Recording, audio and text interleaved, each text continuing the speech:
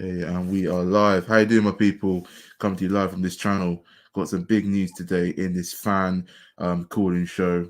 Could be Palace fans calling in, could be any fans. But the big breaking news is Roy Hodgson has been reappointed as Crystal Palace manager, more like an interim manager between now and the end of the season. And his job is to, of course, keep us up in the Premier League for only the second time. It's the second time he's obviously been the Crystal Palace manager. And you go on Twitter, you go on the internet, YouTube, Facebook, Instagram. It's basically a Palace meltdown. Got Rich, I've got Hazard on, and a few other fans that will be joining us during this major talking point and that as well. And I'm off that. It's just annoying my dad right now, as you can see. Oh, my people, how are we doing, Rich? How are we doing, Hazard?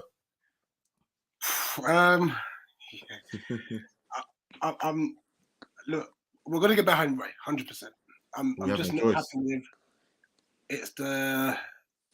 it's from top to bottom, the lack of planning. It's just a mess from start to finish, really.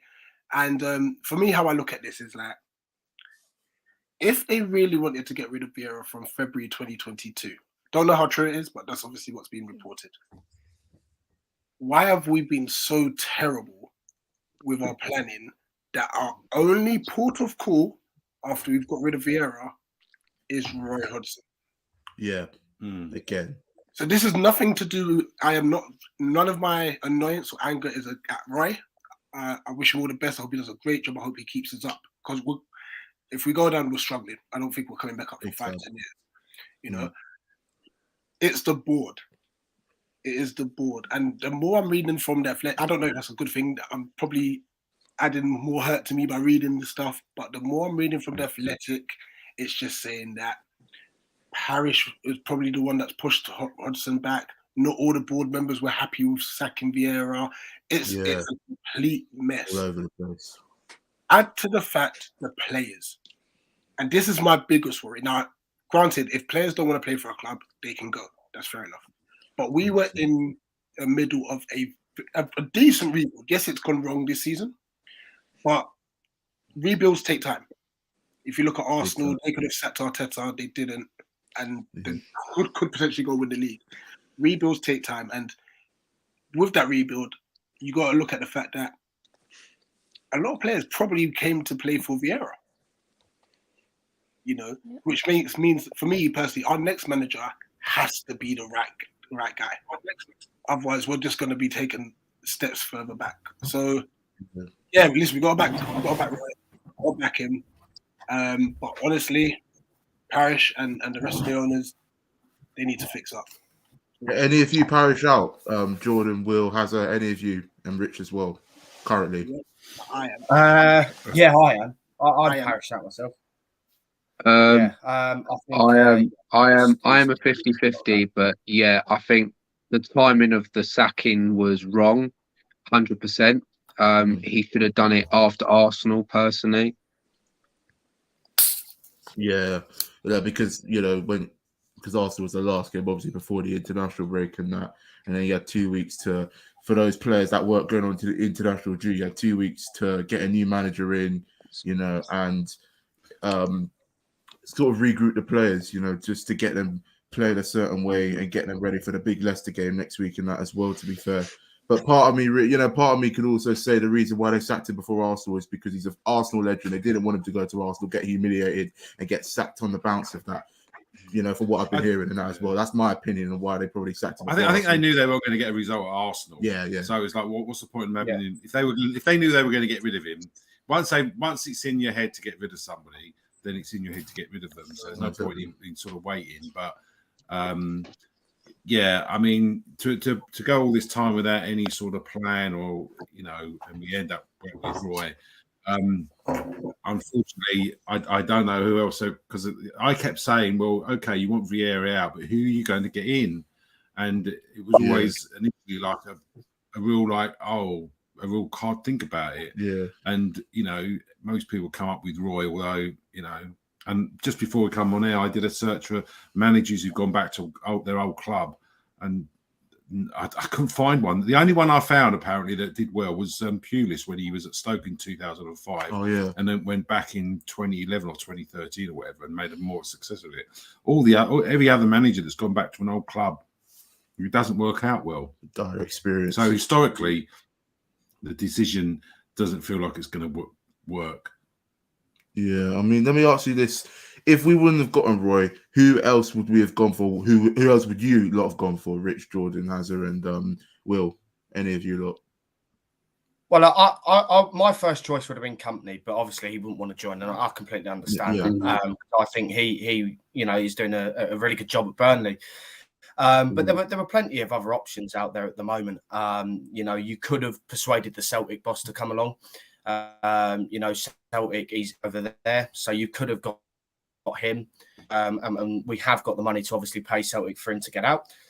But then there was also some really good options out there, like the likes of Bielsa, the likes of Rafa Benitez.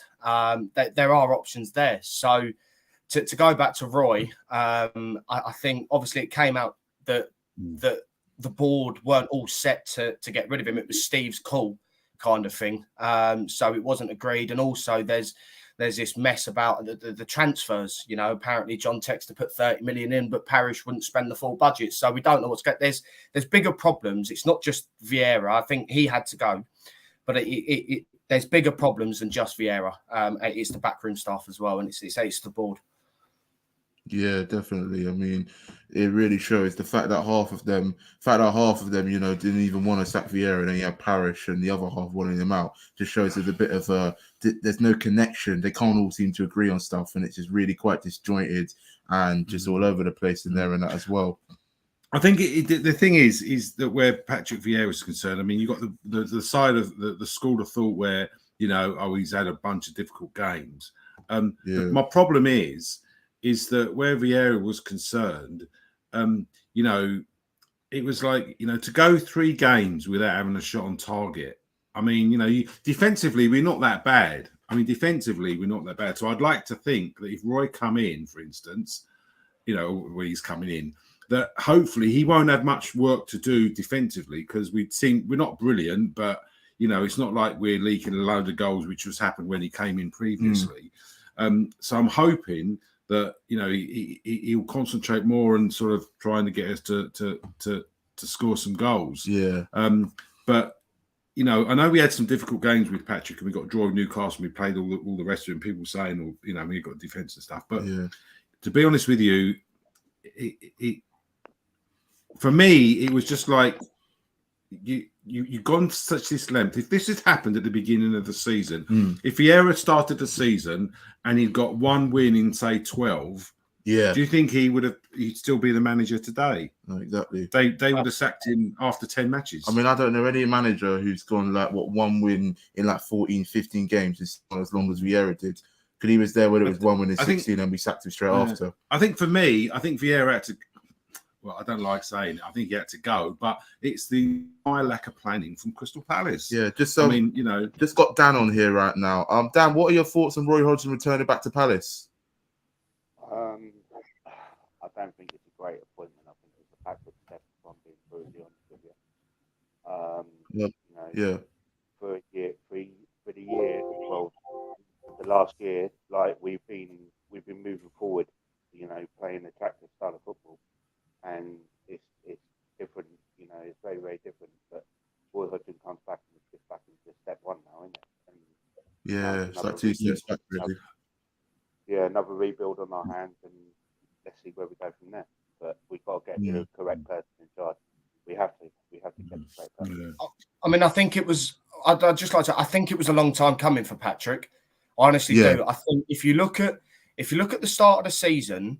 If you look at the first half of the season before the World Cup, we played Leicester, who were bottom of the league. They were dreadful, and we didn't have a shot on target. We played Forest, who were dreadful, bottom of the league, didn't have a shot on target. This was a long time coming, and people thought, it will improve. It will. But at the end of the day, it won't. And at the end of the day, it couldn't have continued, man. It can't have. 100%. I think even.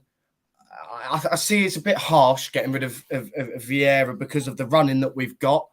I do get that, but at the end of the day, if anyone knows Crystal Palace better, to be fair, it is Roy. If anyone knows how to get the best out of Wolf, it is Roy, and Eze, it is Roy. You were speaking about the running and that we had like within January, February, and March. The thing is, it was tough. I get that, but there were games in there. Chelsea away, we should have gone there and got a point. We had chances, but we just weren't clinical in front of goal. Liverpool, same problem. We should have beaten them. Liverpool were rubbish at home, but we weren't clinical in front of goal. And we had games like Brighton Villa away from home. We expect to go there and get a result, and we lost them both 1-0. Brentford away, 1-0 up at the last second, concede. You know, it looks a tough run on paper, but if you look at the overall matches, we played some. I wouldn't say we played some good football, but we played well enough to either win a few games and be walking away with points in games that we, of course, lost, such as the Chelsea game and that as well. You know, then again, that was the same as last season. Yeah, exactly. We can't. Yeah, we can't keep using this. I mean, this is my opinion. We can't keep using this as an excuse. We had a tough run. We had chances. We had the chances to be walking away with wins, and we didn't take them. That's down to poor quality up front because we are an awful footballing side and we have gone awful forward line. That is my personal opinion. You know, if we would have won, I don't know, a Brentford away, Liverpool at home, Vieira would still be in charge, but we didn't. Yeah. And it was like, what, 1 win in, it's 1 win now in 17 because of that. And no manager deserves to stay on because of that, in my opinion. 100%. When you even look at Liverpool, they lost to Bournemouth. Are you telling me? I don't think Bournemouth are going to stay up. But for them to go beat Liverpool after, they just beat United 7-0. They just had the best game. You know, you could argue that would be one of the best games that Liverpool fans ever been to. You know, and then they go the next week and they lose 1-0 to Bournemouth. You know, and we can't even score a goal against them. They were dreadful against us. We had about 3 clear-cut chances we couldn't score. Oh yeah, even the Man United game. The Man United game, the 1-1. I mean, Man United hardly turned up that night.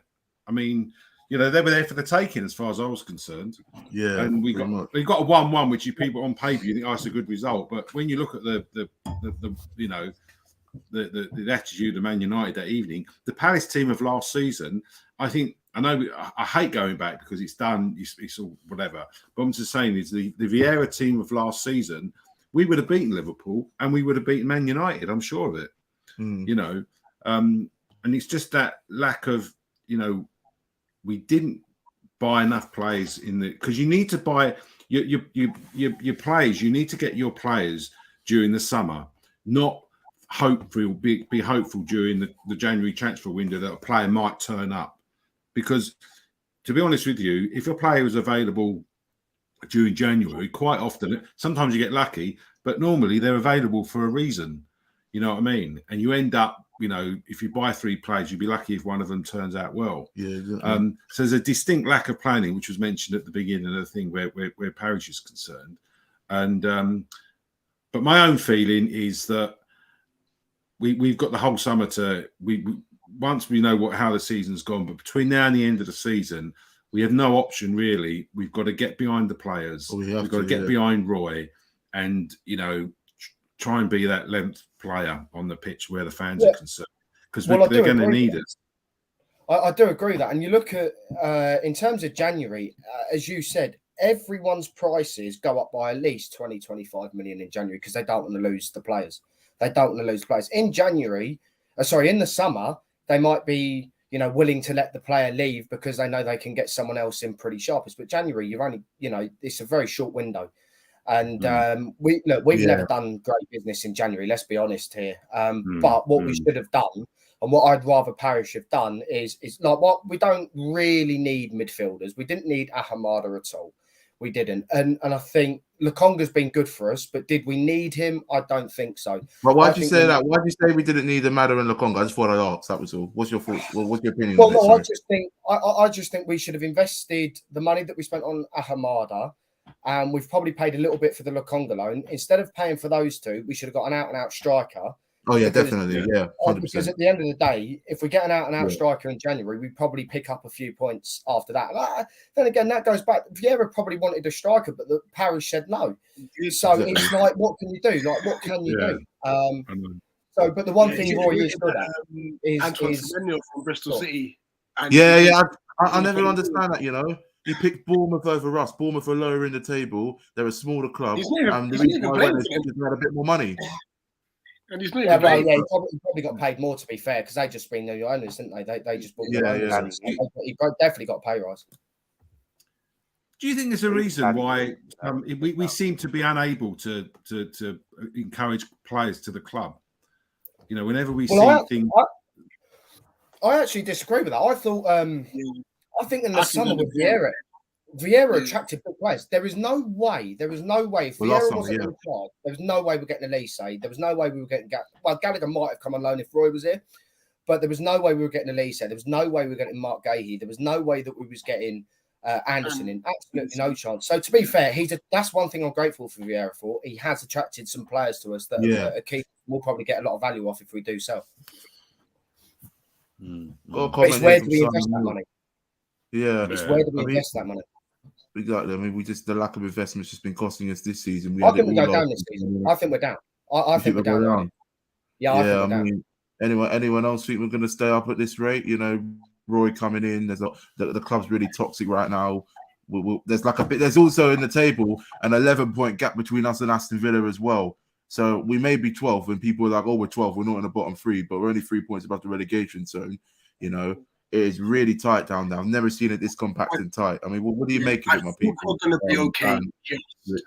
I think we're just going to be okay. And the only reason I say just, I think because we're playing most of the teams that are in and around us, we may not need as many points.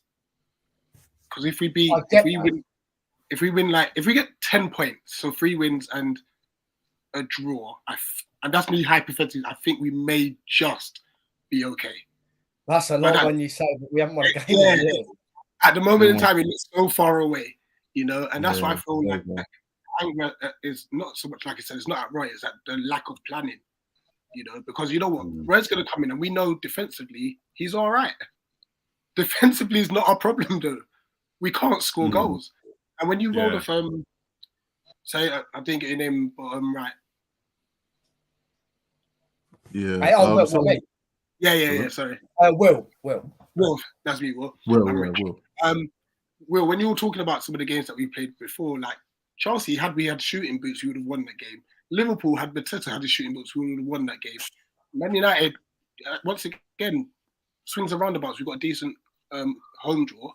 Even the game away, like after they went to 10, we could have got, like, I know it's been bad for us, but our finishing, I think that's the biggest issue we've had. Our finishing has been dire.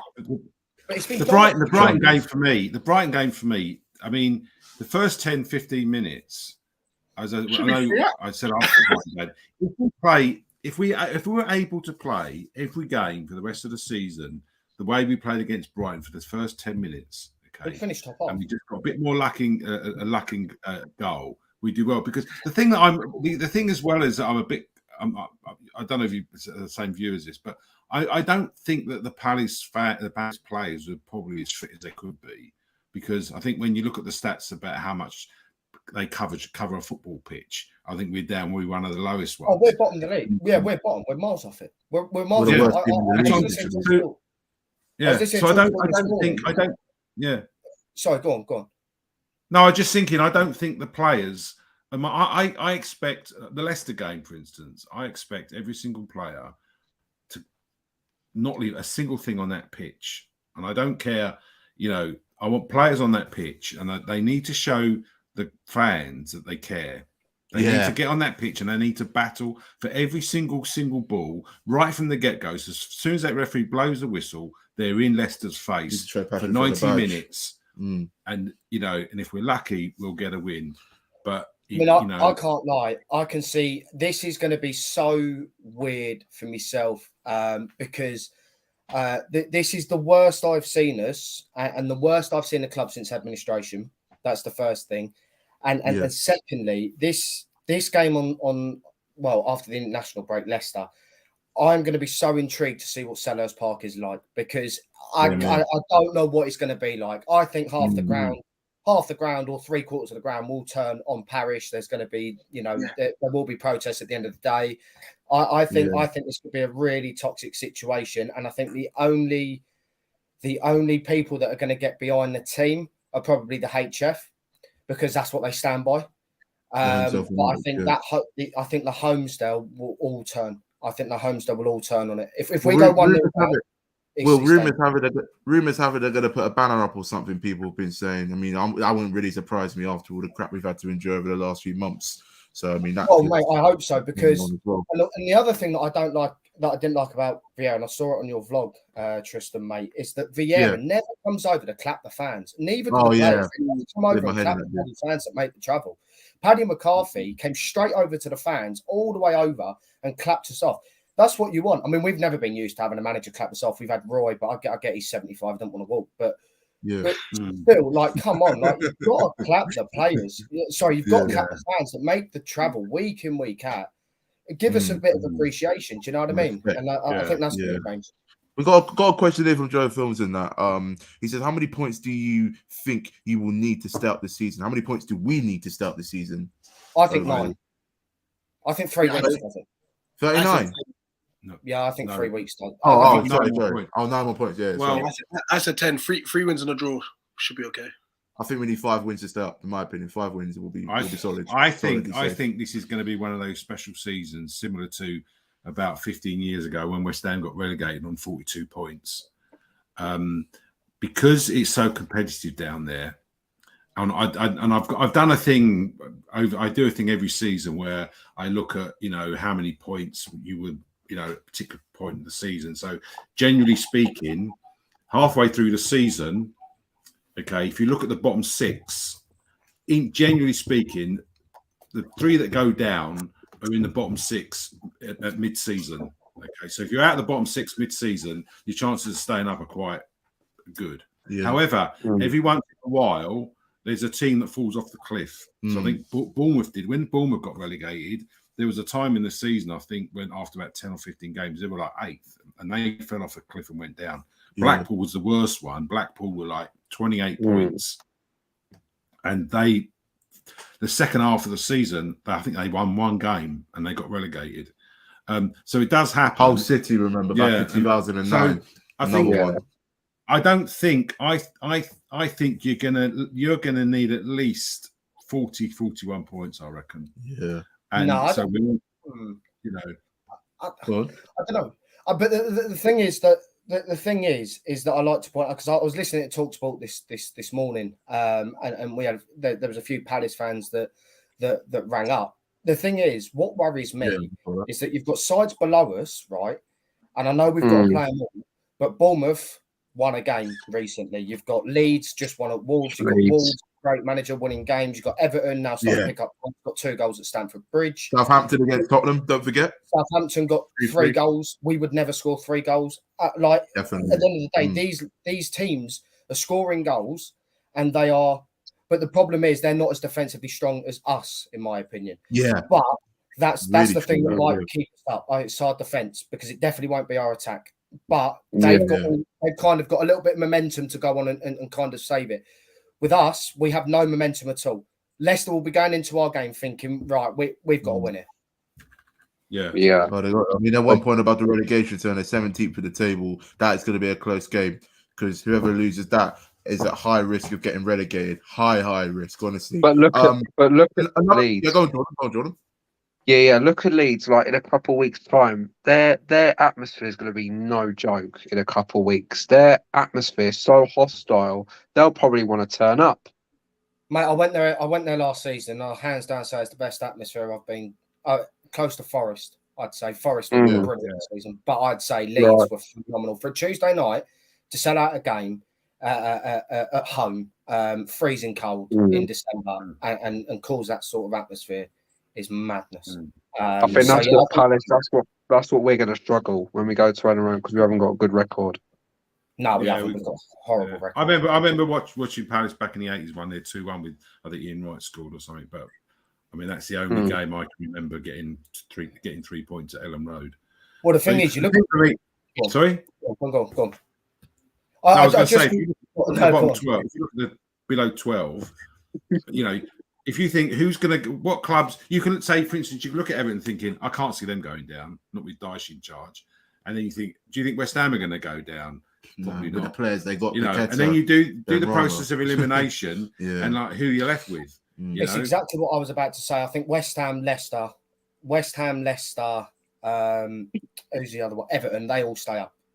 So then that leaves us in big trouble. Yeah, and I think it's going to be between us. I actually think Leeds will stay up. I think Grazia is a great manager. I would love him at Palace. I think he's superb. Do what he done at Watford, take them to an FA Cup an FA Cup final. Yeah. He did, and also keep them up quite comfortably. I think, he deserves great praise for that. But yeah, I think Leeds, Everton, the West Ham stay up. So it's between us and Wolves to goes down. Because I think Bournemouth are down, and I think Southampton are down. Yeah. Yeah, honestly, I mean, what about Forest though? Because their form recently has not been great. Nottingham Forest. Forest. I don't think Forest go down. Yeah, I think Forest's home form. I know they lost against Newcastle, but they got at home. They really rock. Oh yeah, I mean, did anyone here go Nottingham Forest this season? Forest, yeah, their home form will keep them up in that. Honestly, I got Hazard. Was that mate? So was that? We've got the last game of the season at home.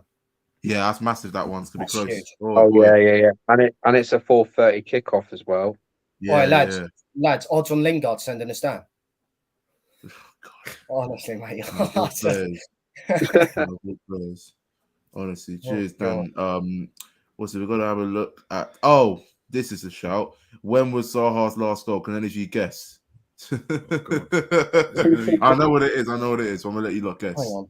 Zaha's last goal. Zaha's last goal. Oh God. I'll take a guess. Was it against West Ham? Yep, it was Hazard. What what's Yeah. it like 4 months ago? He's gone 10 games without a That was goal. November, I think. Yeah. West Ham away. What are your thoughts on Wilfried Zaha? For those who went to Arsenal or watched the game, I thought he was absolutely. He was at fault for the first two. Back and everything. He was at fault for the first two. Yeah, he was. Yeah, 100%. And he let Bukayo Saka at fault for the first two goals. Yeah, but I think we're being extremely. Now this is harsh, but at the end of the day, football's a harsh world. But I think Whitworth, mate, is. Oh, mate, he had.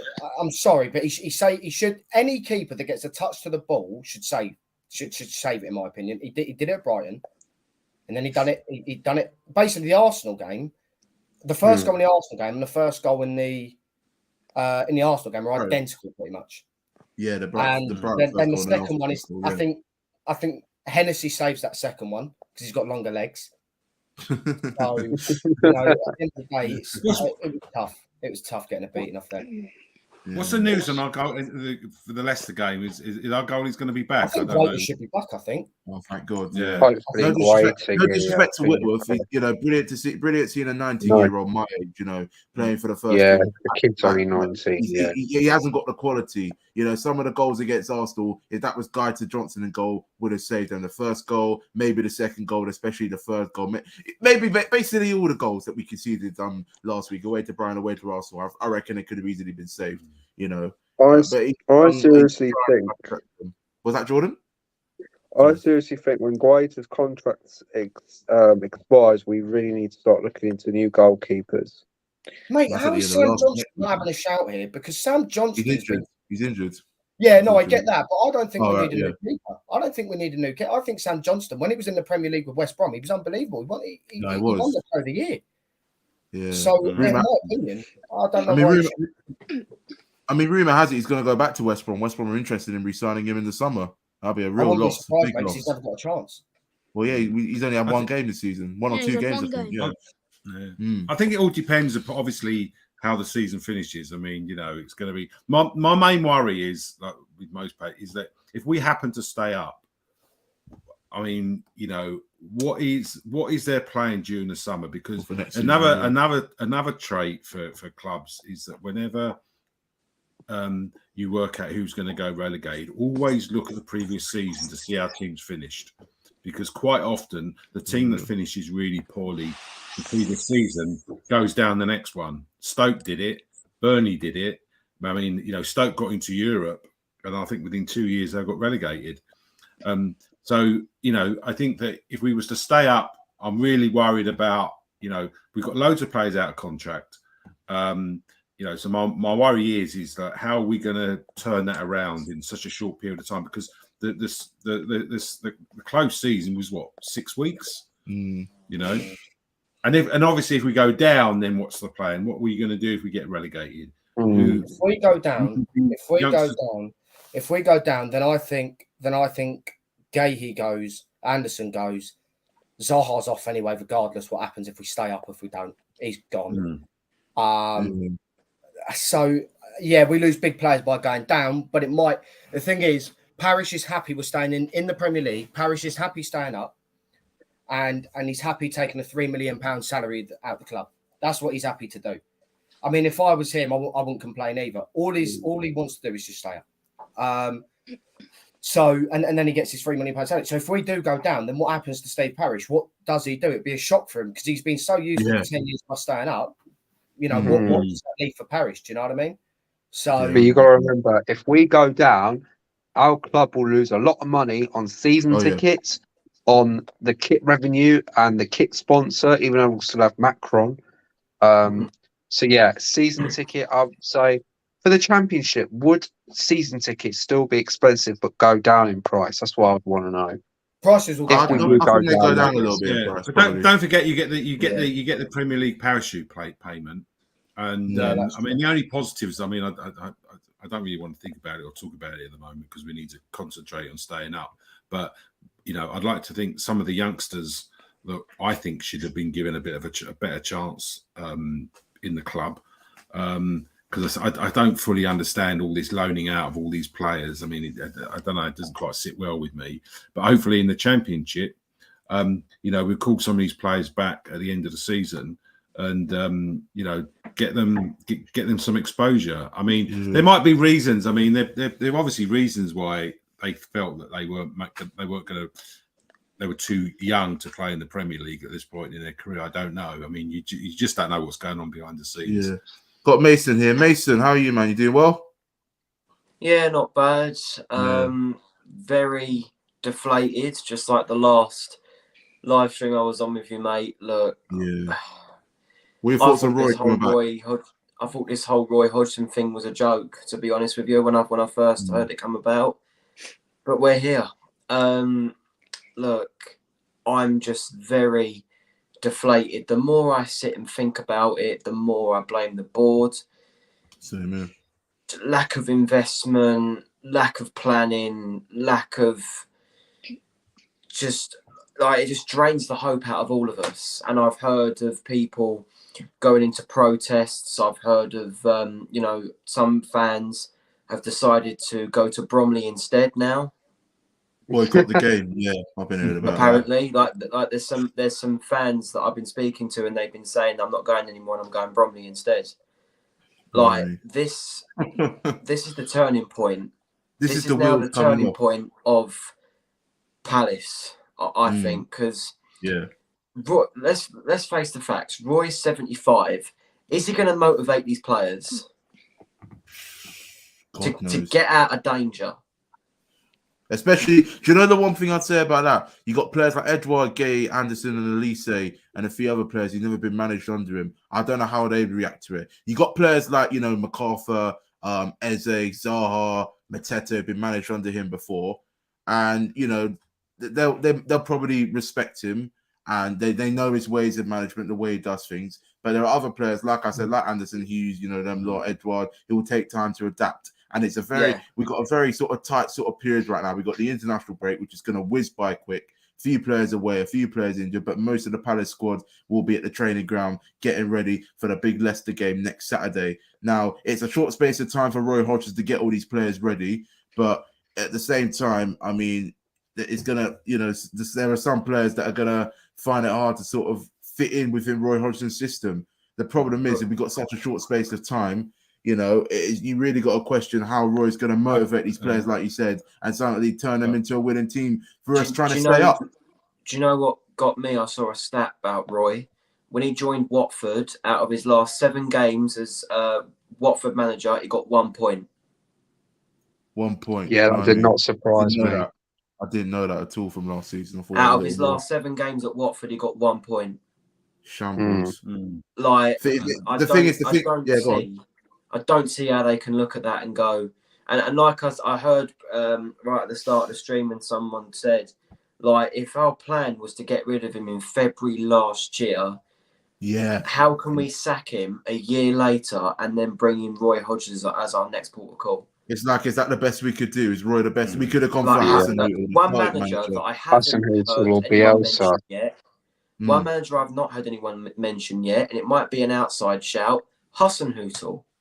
Yeah. Perfect. I thought he'd been all right. He's got experience. You know, can get a team going, can get the best out of young players like Elise, Eze, Edgeworth, you know. Academy players as well, like Raksaki, Kamani Gordon. And then we go for Roy Hodgson. Now, fortunately, it's till the end of the season, but if we were to get relegated, we'd be in the right pickle. If we stay up, we won't have to tolerate Roy ball next season. We can get in a fresh manager. Do you think if Roy did really well, he'd stay on? No. Even if he did well, I don't think he would want to. He's too old. He came out in retirement. I don't think he would want to, and I don't think Palace know that. Look, they just said to him, "Look, your job is to keep the team up." Now, whether he's because his contract only runs out until June, and if we were to stay up, I don't think we would go back to Hodgson. I think I'd like to see go to Bielsa, because the way he plays football at Leeds, his set of players were rough, and the way he just wanted to go at players and go at the opposition, he was putting in. Their players were putting in challenges really high, really intense.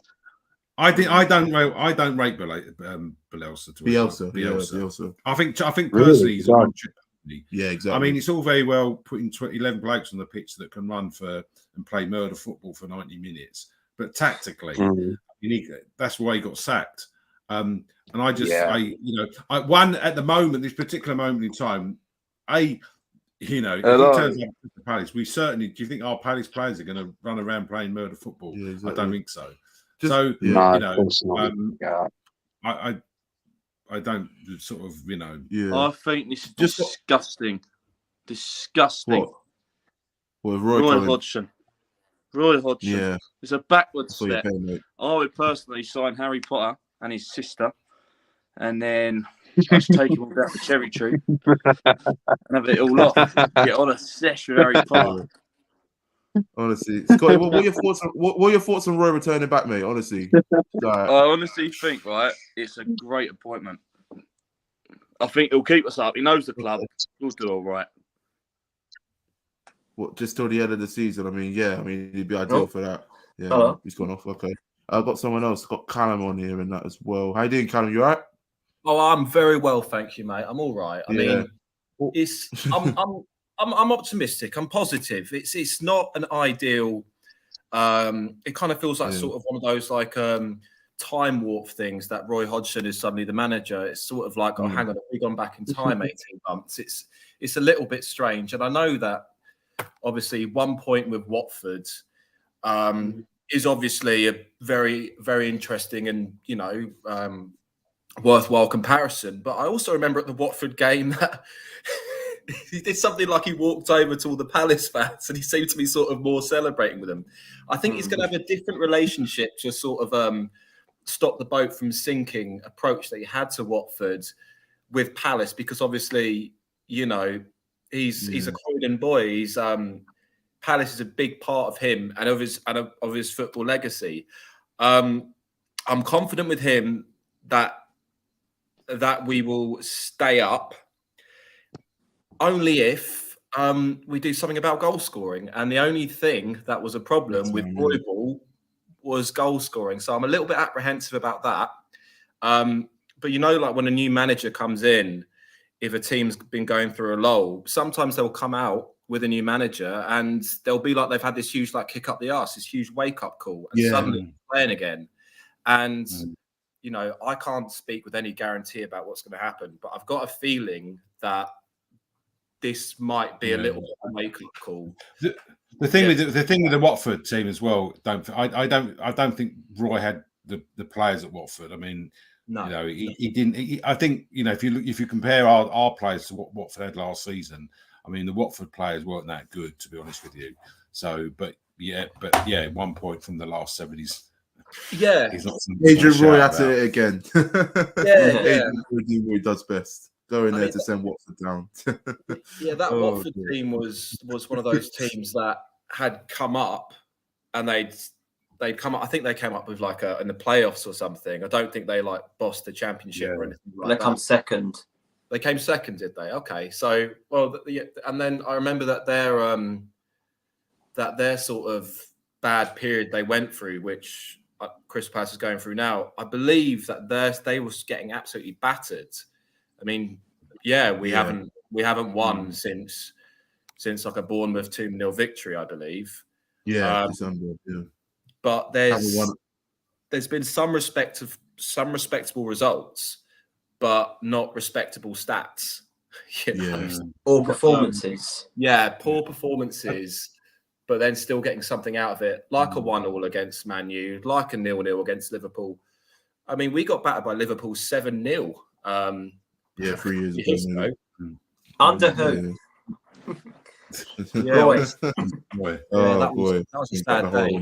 I can remember the 9-0, so I was there that night. So was it 9-0 Liverpool? Oh wait, back in the day. Oh right, that was.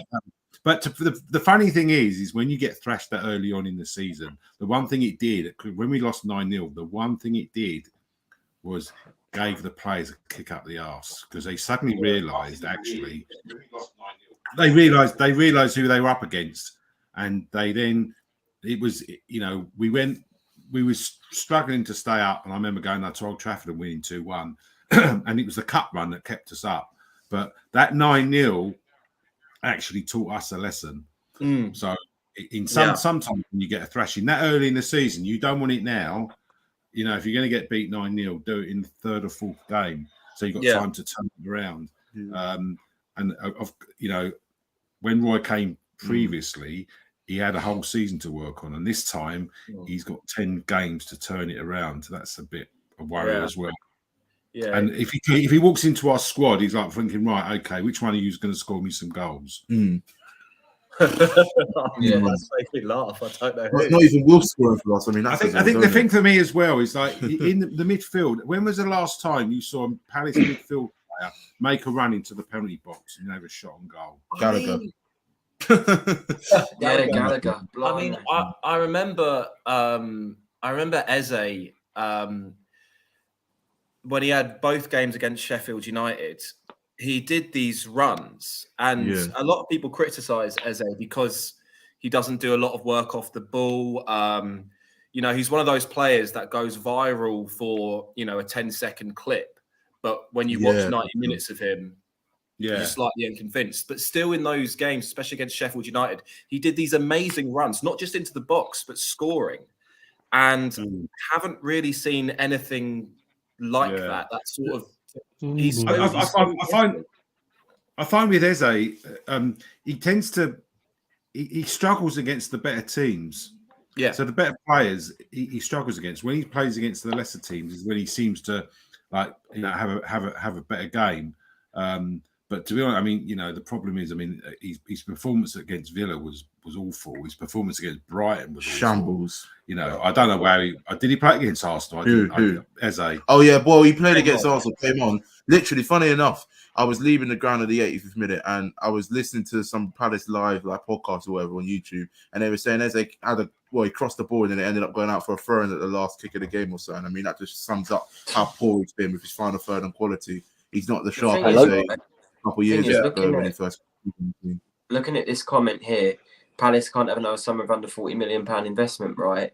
This is what worries me with the Roy takeover. It's not takeover, but manager, because the actual appointment isn't great in itself. But let's be honest, if we stay up, if he keeps us up, we ain't complaining. It's just the lack of planning. So how are they going to prepare us for next season? Yeah, I know we don't really want to think about that right now because we've got bigger things to worry about. But if we were intending on getting rid of Vieira a year ago, and our best idea is Roy Hodgson, then what ideas are we going to have in the summer for the investment next year?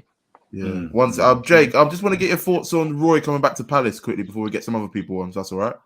Hello. Hi, Tristan. Hi, Mason. How are you? Hello, mate. I'm Mason's thumbnail editor, but Roy coming in. I think for me, it's frustrating because with the way we were trying to progress, it's almost taking 2 steps back and we're going back to square one. And I think for me, we've just got to try and get through these last 10, 11 games and hopefully bring in a Carrick or a Will Still or something along those lines and try and move on from there. But frustrating, nonetheless. Yeah, honestly. The thing is as well, in previous seasons as well, I think that, I think the fact that Wilf is not firing on all cylinders, he hasn't scored since whenever. Now he would always get you, even if you were struggling, every now and then he would get you some goals and get you some points. And unfortunately, that's dried up. Now, whether that's because he knows he's leaving the club and he's just not quite switched on for the rest of the season, I don't know. But we sort of he's obviously not the player he once was, and so I like to think that if this is his final season at Palace, he can go out and just do us proud for the last 10 games and keep us up in the Premiership. I've got Ali here as well. How you doing, Ali? You all right? Good evening, lads. How are you all doing? Yeah, Good. doing well. You all right, mate? Yeah, what are your thoughts on Roy coming back, mate? Honestly, tough times right now. Oh, man, you know what? I'm actually distressed, I can't actually believe that we sacked Vieira. That was a big, big mistake. That was a massive mistake. I can't lie. I have to be honest. Yeah, well, why do you think that? Why do you think it was a mistake sacking him? Just thought I'd ask if that's all right. Honestly, you know what? Because just thinking back to when we got Vieira, our football, like the most boring football I've ever seen being played was under Roy Hodgson, no disrespect to the man, he's a great manager. However, the guy's just getting old, man. He's playing old, boring football, Like I remember when we got Vieira, we just started playing like, like the big teams. We started from the back, playing for the keeper. It was our football changed. It wasn't just me. It's just me, guys. Honestly, I just thought that we started playing, the way a football team should actually play. You know what I'm saying? Yeah. Long balls, and they were spot on. Perfect. Yeah, I remember that. Yeah. Exactly. I genuinely, I was enjoying watching Palace for once, honestly. And my family also, who actually always confuse why I support Palace, but they actually started enjoying watching Palace with me, Yeah. And they were a lot of people were saying, a lot of non-Palace fans were saying during that period that, I really like Palace. I really like watching them. Yeah, they were like, you're right. They were sort of second team for a lot of people. Just like, oh, cool. Yeah, I like watching them because they're entertaining. That's a great point. That's a very, very good. A lot of people start saying you're very unpredictable. You're a team that that we don't like to come up against. And this is like Chelsea fans I'm talking about right now. People that are with me at uni. They would be saying this stuff. And the thing, it was very cool at one point. Like I'm saying, I thought we started playing different football. It's the way I wanted Palace to play. And we had a very, very good squad. We had a very good team. A lot of the signings that we actually made was because of Vieira. People don't know this. Like he attracted a lot of good players because he's a very good manager. He's also a very good player. Elise. I know. But this is the result. This is a results-driven game, and I'm sorry, but if you're a manager of a football club and you have one win in, was it 15 or where? 16, one win in 16. It's you're not going to be staying in the football club. I mean, no football manager has had a worse run than this and stayed at the football club. I mean, if he started the season off and hadn't won a game in his first 10 games, do you think he would have been? What do you think they would have done with him? They would have sacked him. I get it that the ball didn't back him. I get that. I don't, they didn't back him enough in the summer, and they didn't back him enough during the transfer. I get that, but you had to do something, because if you do something wrong, right, and it doesn't work out, and then the next week you do the same thing and it doesn't work out because it's wrong, and then you do it again and it's wrong. What you're doing is wrong. So, and there was I didn't see from Vieira that was any sort of what can I do different? What can I do different to get results? I must have, I mean, I'm 50-50 where Roy's concerned. I honestly don't know what to make of it. But to be honest with you, if we get 10 games of the most boring football you've ever watched, but we stay in the Premiership, it's job done. I mean, last season was cracking. I mean, I loved it. I mean, it was just Wembley beating Arsenal. It was such a relief to go to Palace. That was nice. Whatever. It all doesn't make sense to me. In all honesty, it doesn't make sense to me. Did we only hire Vieira to then what to go back to Hodgson? Like it doesn't, like under Roy was the most boring time. My question: was Vieira set to fail? That's the one everyone's been asking recently. Yes, that's a very good question, because he never got support. He never got support by the board. I mean, Parrish, that guy is like I told you, Tristan, the guy is like a virus to his club, man. Honestly. He needs to leave. Even the whole board, the whole board. It's like me coming to you, telling you, you know what, I need you to build me, a house, and then not giving you money to go put, to bring people to building that house. How are you going to do it? You can't do it. You know what I'm saying? Yeah, Jake. So Jake, what are you saying, Jake? I was going to ask you. I've been watching your videos, and you've been, with when Vieira was in, and you were saying how you wanted him to go. I've got a question for you. Are you now regretting that because we brought in Roy, or are you happy we've got Roy, or would you rather have Vieira? In my opinion, I'm a bit mixed right now because Roy coming in, there's a part of me that doesn't want him to be there because he's been there before. The football wasn't as attractive. We weren't winning many games in that, especially this last season, and we weren't pushing, and there was no ambition. The other half of me right now is looking at it with 1 win in 17, 3 points above the relegation zone. Got a big game next week against Leicester City. I just want results. I just want to win games, and I want to start in the Premier League. The one manager who's got experience and has an identity for this club based on past experience, if in managing, it's Roy Hodgson. Exactly. The other half of me wants to see attacking football and wants to see us showing a bit more ambition and trying to push maybe for top 10 in Europe. Not this time, but for next season. And Roy is not the manager for that. Roy will not take us there. So therefore, I can see why the club is appointing him between now and while I understand with the whole with Roy what he'd do, but I think with Vieira, I think if we look at last year, the wins we got were very good, and we got most of those wins against the teams we're about to play. And I think it's unfair to sack him just for an international break where you can get the players raring to go. We have a game against Leicester, the fans will be behind him. If he gets that win, it changes our season. We had hard fixtures, before we sacked exactly. We had fixtures that we weren't really expected to win. The thing is, we played Liverpool at home, should have won that, but we didn't. We played Chelsea away, should have won that. Sorry, should have drawn that. We're playing that big team. We played Man United here. We're playing Liverpool. We're playing big. Yeah, but we're not winning. We weren't winning any games. And the argument, we currently got 1 win in 17. We're the worst team in the Premier League. Is that happened at the beginning of the season? You could argue. That's why they look at it. We were just losing 1-0, 1-1. There was draws and everything. Exactly. You could argue as well, Tristan. We're not getting the results. We were not getting the results. The thing that I think somebody said it previously. The thing I look back now, and the turning point for me was the Leicester game that we went to. Okay, it was 0-0. Leicester's, I say, were at the bottom. I think we mustered one shot on target for the whole 90 minutes. Yeah, that was great. Yeah, we didn't even get a shot on target. So bad. Then the Everton game. Having a good striker. I know, but what I'm just saying is that. Edward can't even score a one-on-one. Hold on. I can't. Hold on. Sorry, say that again, Ali. What's up? Yeah, no, I was saying, guys, if we're talking about not scoring goals, our strikers are horrible, man. Like they can't even score one-on-ones. You know what I'm saying? Yeah, like one-on-one, the keeper you see against Arsenal. You've got to sink them. It's horrible. I think that's due to lack of confidence, though. I think that's due to lack of confidence. Yeah, because you can't expect the strikers to be on top of their game. I think, especially with Edouard, he's a confidence player, and I think with having Mateta coming in and out and Zaha starting, Edouard needs to start every game. I think give him that, he then starts scoring goals, in my opinion. Yeah, for sure. I agree with that 100%. You see, in the Celtic, he was doing so well, But then you come and subbing him on and off and on and off and off. With that I didn't understand. I can't lie. I have to be honest. When Vieira started doing that, I didn't get that. I just go with Edouard.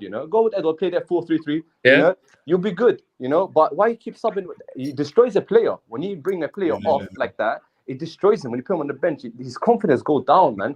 We've seen even with Eze, but. I don't know, man. I think we go back to the board, man. The board literally put us in this awkward situation, And man, I don't know what to say. I just know that it was a hard. This was bad, man. We're gonna see this, and this can potentially even get us relegated, man. Honestly, this could get us relegated. If not, we're in the mire of it. Man. I'm telling you, we're in the relegation battle. West Ham have 2 games in hand. I think 2 or 3 games in hand. Last time I checked, I mean. Yeah, but they got five. They got 5 games. They got 5 games against the top 6. So yeah, big teams. Yeah, Daniel, I want to get your thought. Daniel, we got Daniel here. How you doing, mate? You all right? Yeah, right. Yeah, I just want to get your thoughts on Roy Hodgson coming back to Palace, man, since you joined. Roy Hodgson, oh my days. After we sacked Vieira, they get Roy Hodgson, and I'm really unconvinced that we'll stay in the Premier League. Yeah, I'm convinced. Yeah, I'm sort of a bit mixed with it as well. You know, talk to me. What could Roy Hodgson sort of like bring, just regarding trying to keep us up? Could he get the best out of players, or do you think it's just going to be the same old typical Roy ball for when he was at Palace a couple of years ago before he left? I think he can use the experience to help guide them towards safety. Yeah, I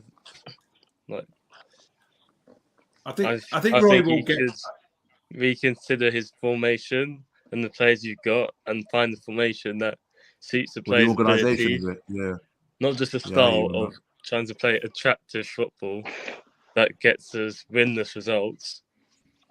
Well, yeah, as long as we get results and wins, that's all we can ask for, because we got to survive. I think the players. I think he'll get the instant respect of the players because of what he's done in his career. I think he'll get that. And the Leicester game, even if Vieira was there, I mean, if Roy wins that Leicester game, then we'll be like, great. You know what I mean? We'll be completely behind him and all the rest of it.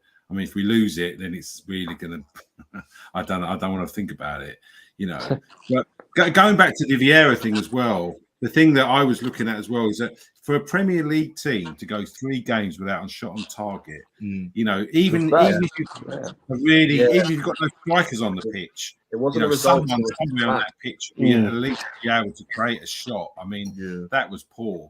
And the Brighton game, the thing with Vieira as well, sometimes I think tactically. Sometimes he didn't make it right, and we did learn the Brentford game at home. We then went to the away game at Brentford, and we did exactly the same thing. Yeah, Have we learned? I agree from our mistakes, and then to then go and do exactly the same thing again. I'm like, you've got to try and I wasn't totally confident that Vieira was going to actually make the changes that needs to go on. I think he was just going to plow on, just doing what he's done, and thinking what you're doing simply isn't working. Yes, you've had some difficult games, and you've got some. But what's he got? What's he got on the bench? Like who's he got? Just Eze as an impact player coming on. Sorry, or it's always just like, we haven't got anyone, guys. Just look at our team, man. Let's be honest with ourselves, man. We're not actually a big team. We haven't got we got rid of Van Bissaka. We haven't replaced him now to just Klein and Ward. When Ward plays, for me, it's like a horror movie. You know that? Like I can't. Can I ask something quickly before we just had a few other people on and that for Jake and Ali? Are we punching above our weight based on this season, based on over the last year and a half? No.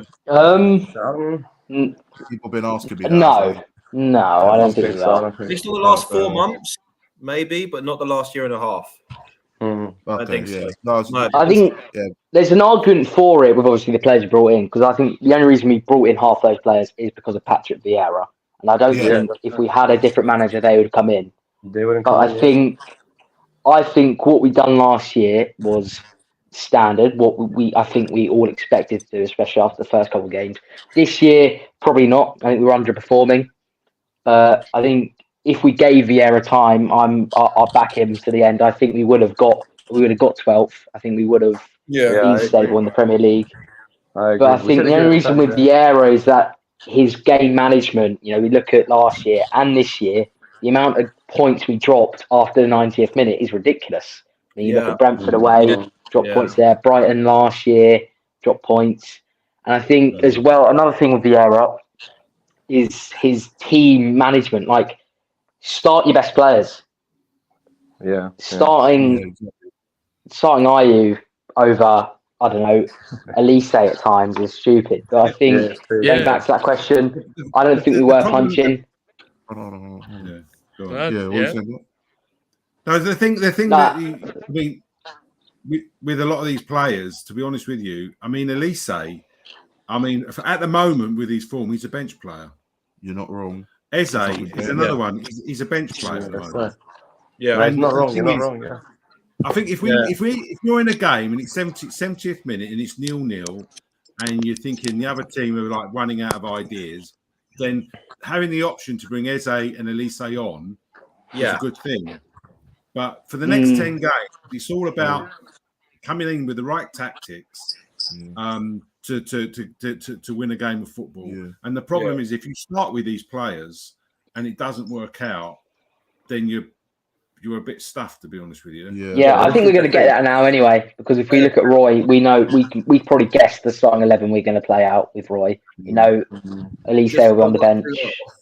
Just want to say one thing about Vieira and the current situation with Vieira is, and because people were mentioning that he was doomed to fail just before, and with his track record when he was at, I believe he was at somewhere in the MLS, and then he was at a team in France, Nice, Nice, and before that he was at New York United, and I remember reading like a comment about when it was announced that he was going to be the new Palace manager.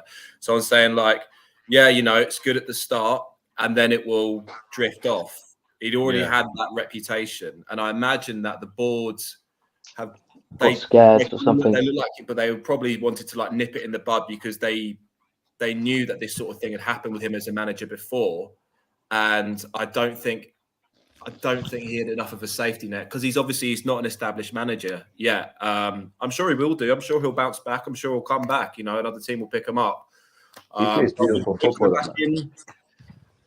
Feels a bit weird. Feels a bit like a time travel, but best of a bad situation. And you know what? I'm optimistic. I'm a little bit terrified, but I'm optimistic at the same time. So yeah, guys, thanks for having me on. And appreciate it, man. Tell mate. See you. See you we've got a few other people that are waiting to come on, so just to make it fair, we're gonna add them on instead. So it's been a pleasure having you lads on, Jake, Mason, Ali, and that as well. Thank you very much. See you later. Pleasure. All right, all the best. Take care, guys. Hello, mate. See ya.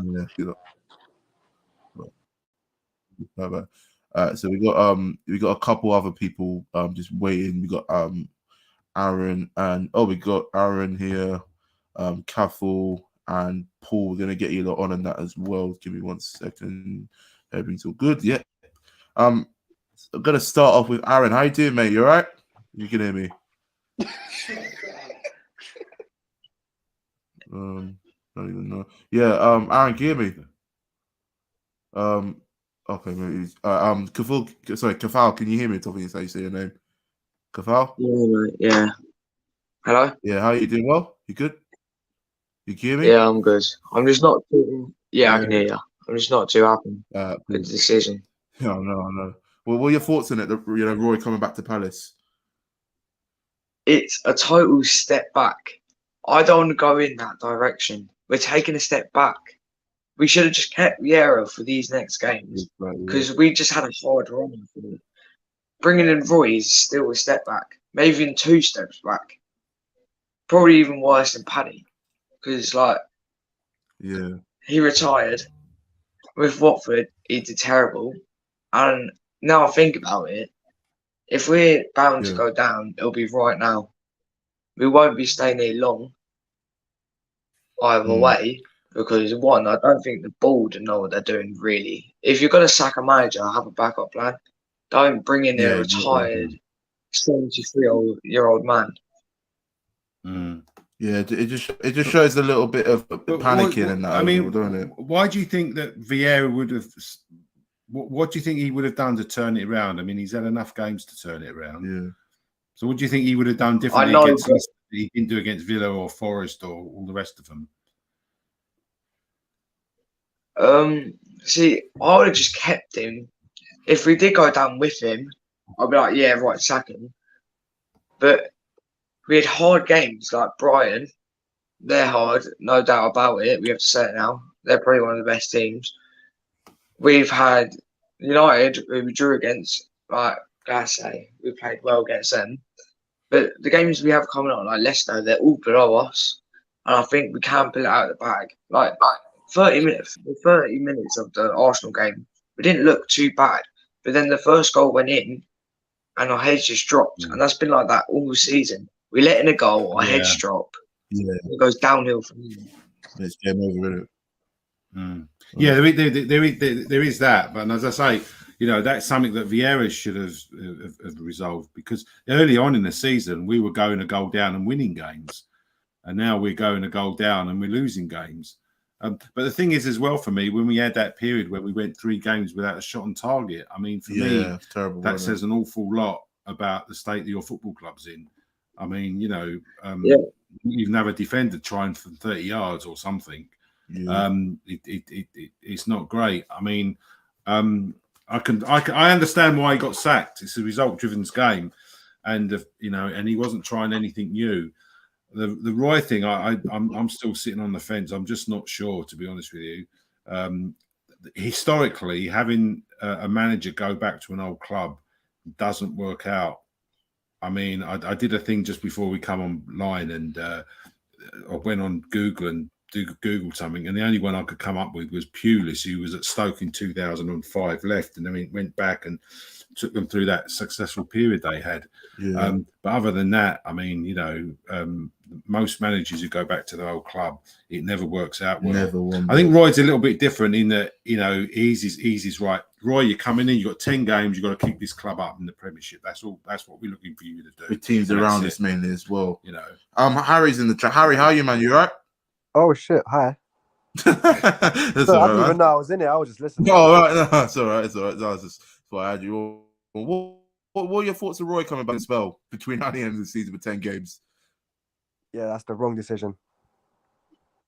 Yeah, I mean, God, it's just That is like, the wrong decision. yeah. I mean, would you have stuck with Vieira, or would you have gotten a different manager in? I feel bad for Vieira to a point because he had the best teams. You can't fault they had to face the best teams in the league. Yeah. And we didn't do that bad. Like against Spurs, we lost 4-0, but the first half was decent. Yeah. And all the other times, but I would have kept him till Leicester. If he lost that, then sack him. Yeah, I mean, Because in my now we've got opinion, an easier run. Yeah, that is true. The thing is with that, if we were to sack him after the Leicester game, if we were still in charge, if we lost out during that, for example, is we would have to instantly play a week later. At least, for when we sacked him with a week, with 2.5 weeks before our next match, so we could prepare the players, with Roy Hodgson for the big Leicester game next week and that. And to be fair, if he was in charge of that Arsenal game, I mean, I think Parish didn't want to sort of sack him on the back of a 4-1 defeat. He's an Arsenal legend, and it wouldn't sort of gone well, and it might have, just been a bit kind of harsh. That's what people have been sort of saying, and I personally do agree with that, to be fair. But I mean, maybe he could have had another chance against, for the Leicester game next week. And if he, like you said, if he did lose that, then he'd definitely be gone. But 1 win in 16, for when he got sacked at the time. Now 1 win in 17 after the Arsenal loss with Paddy in charge in that. I mean, if he was, in my opinion, if Vieira was in charge at the beginning of this, if that happened to Vieira at the beginning of this season with 1 win in 17 or losing 10 games in a row or not winning in 10, they would have sacked him. I mean, I don't know any manager who went on in charge as long as he did with that record, with the 1 win in 14, 1 win in 15, then and 1 win in 16. Then, of course, we did sack him. So he had enough time, and it just it got to the point where a lot of Palace fans just couldn't take it anymore. And things were just getting really stale. A lot of people getting fed up. I mean, do you agree with that at all, Harry? You can understand the annoying side of it, yeah. But just like Arteta did, trust the process. I would have kept him till Leicester. Even though I hated him, would have kept him till Leicester. Because Roy Hodgson's not the way. I mean, like, for example, you're getting Roy Hodgson back. If we would have got a different manager, one who's played in the Champions League or Europa, Zaha could have stayed for an extra year or something, because there's something new to come. With Roy, what? He's played with them before. He's not going to stay there. But in this period of this 10 games, the first thing you've got to have a manager who's got Premiership experience, and good Premiership experience. A Championship manager is not going to keep you up. There's a huge difference between. Look at Southampton with Nathan Jones. Prime example. Did you not hear about the manager from Mönchengladbach? Yeah, I want him. Man. I want him because he's got the experience within Europe and he's good at sort of building teams. If we're fortunate enough, Tottenham are sacking their manager. So if we can somehow. Well, I won't. His ego would ruin our club. Oh, blimey! It'd be like us appointing Mourinho. he just jumps from one club to another. he won't come to the club anyway. But I mean, the other thing I was going to say as well, you know, you can guess by my age. I mean, I've been watching Palace since 1973, so I've known it worse than this, and you know, I've been through 2 administrations, you know, and watching games in front of 9,500 people on a Friday night. And watching the worst teams that we've even got now. Yeah. But I think he's gone. I think Harry's gone. I think he might have disconnected. All right. Oh shit. We got Stanley White coming on here in that as well. Stanley, how are you? You all right? All right, mate. Yeah, how you doing, man? Just want to get your thoughts on Roy being appointed for his second spell between now and the end of the season. Trying to keep us up with 10 games to go.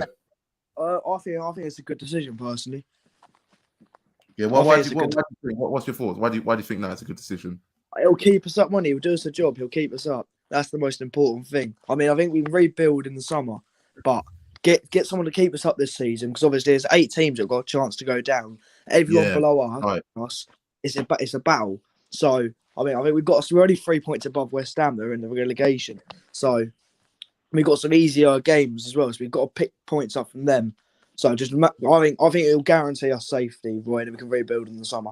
Get a manager that we can gamble with to take us top half of the table.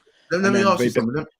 Let me ask you something. If we stay up, who would true support? If we stay up, who would you appoint in the summer? What manager to push us forward? Like that. What's his name? Is that Hooter from the Bundesliga? He looked alright. I wanted him.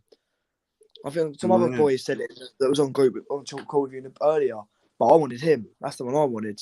But it was either Roy or him. I went to bother which either one.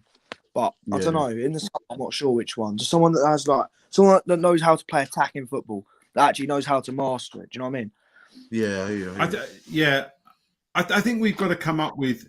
For me, we can end up with players are losing contract next season is going to be a massive overhaul, dependent, irrespective of whether we stay up or not. If we stay up, I want to see us. You know, when I watch, because I think one of the things that's affected us this season is that Brighton, Brentford, and Fulham have all pushed on, and we haven't, and it shows. And when you watch those 3 teams play football, there's a method in their football. They've got good players all throughout the pitch, and they know how to get that ball up the pitch, and they know how to defend, and they know how to attack. And so I want a Palace team that works as a unit, you know, as a whole unit, and can actually play as a team. And you watch them, and you're thinking they know what they're doing. You know, when we haven't got the ball, we do this, we do X, and when we're attacking.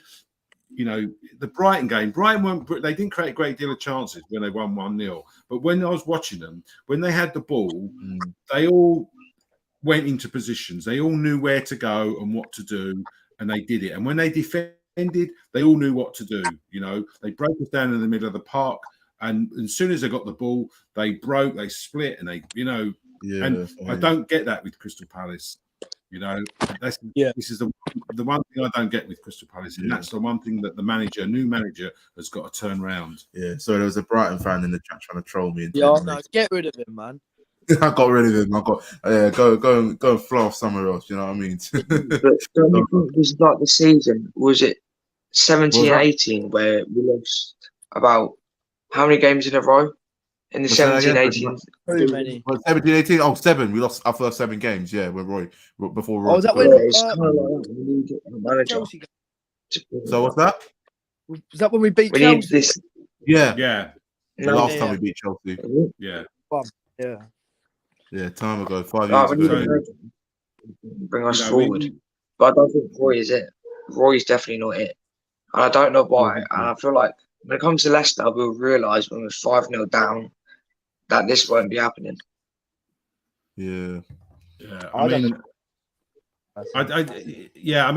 watch Crystal Palace and I'm just struggling to see where goals coming from, you know. But I like to think that, you know, I think if we can get our heads in front in the game, then for once, and I think the fans would actually drag us through the 90 minutes, you know, and get it. Just even when you see a player, I don't know, like Hughes or whatever, go really get some energy and go and win a tackle. It really gets people like, right, okay, you show me you care. As I say, you look at that first 10 minutes of that Brighton game, it's like, that's how we need to the rest of the season. But we then concede a goal and it's like, oh, here we go again. Let's just go heads home. drop. Yeah. You know, our heads drop. It's like, no, that's where we probably lack some leadership on the pitch. Yeah. You know? And I think we sadly miss MacArthur. I mean, I think his days are done. He physically, he hasn't got it in his legs anymore, unfortunately. I like to think that Roy would keep him in the back. I got a funny feeling that MacArthur would be a good backroom staff player at the club. Right, all right. You Okay, know. before we get Can we I get say Will something? as well. Hold on, what was that? Who's Stanley, was it? Can I say something? Yeah, go on. Sorry, yeah, go on. I think it was early on in the season. We had a few like Lee said, Eze injured or whatever. And me and my dad were talking about it, and our mate, we thought, well, when Elise, Eze, Zaha, Edvards, and what's it called, Ayew, that when they're all fit and they're all playing in the same team, we're going to score goals for fun. But it ain't worked like that. We thought we're gonna score goals for fun. We've got a quality defence. We've got an okay midfield, and that attack would just put the cherry on the cake, wouldn't it? But it hasn't worked like that. Because obviously, Eze, Elise, Zaha, Edvards, all of them just because they're good players, but it hasn't bonded how we all expected it to. Do you know what I mean? See, in my opinion, I think that's just down to fitness. Eze is not fully fit. Edwards clearly is. Elise isn't as good as he was last season. Same for Wilf. Off it. Miles off. If you watch him against Arsenal, was slow, sluggish, lazy, didn't commit himself at all. On paper, it looks good. Do you know what I'm saying? It just doesn't work. In reality, it's just like there's no chemistry or whatever right now. It's all over the place. Unfortunately, you don't stay in the Premiership on paper. Exactly. You know, I can remember when Forest went down back in when Cloughy was the manager, and he was like, "Oh, they're too good to go down. They're too good to go down. They're too good to go down." They got to the end of the season and they got relegated. So you know they just won some trophies and then they had an awful season and everybody thought they're never going to go down. They're Nottingham Forest, and they got relegated. So do you boys go down? Sorry? Do you boys think we're going to go down then or not? Or we're going to be all right? Oh, Dad. You go first. At this point in time, I'm going to unfortunately say we're going to get relegated. And in my opinion, we're the worst team in the Premier League with 1 win in 17. If this carries on, if we don't beat Leicester, if we lost that game especially as well, then I definitely say we're going down. Based on current form, we're heading down. I mean, I can only go. I can only go based on the information that's in front of me. But we've got a team that can keep us up. It's not like I think we've got the players and the team to keep us up.